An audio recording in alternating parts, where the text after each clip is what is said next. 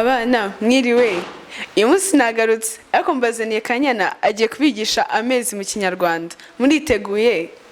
Ngaho mukomeze mukurikire. Abana, nitwa Kanyana, nje kubigisha amezi mu Kinyarwanda agize umwaka.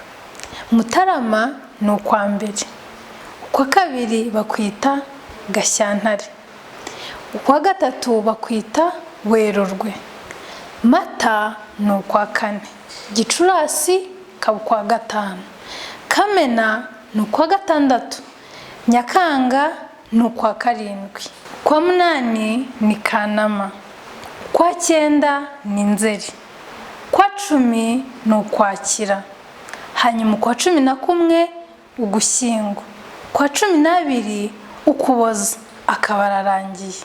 Abana muyasubiremo nzagaruke mwayamenye.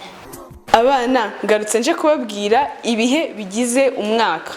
Mwari mubizi tugira ibihe bine. Tugira umuhindo. Umuhindo ni igihe cy'izuba rikeya rivanze n'imvura.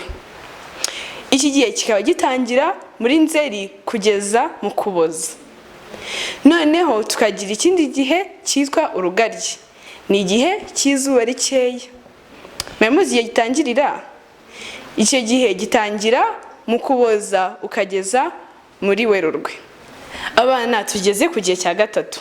Igihe cya gatatu ni Itumba. Ni igihe cy'imvura nyinshi cyane. Gitangirira muri Werurwe ukageza muri Kamena.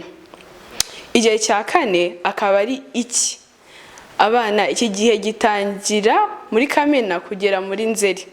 Namwe mbahaye umukoro wo kugenda kureba ikiba muri icyo gihe. Ese haba izuba ryinshi, haba imvura nyinshi, biba byagenze biti?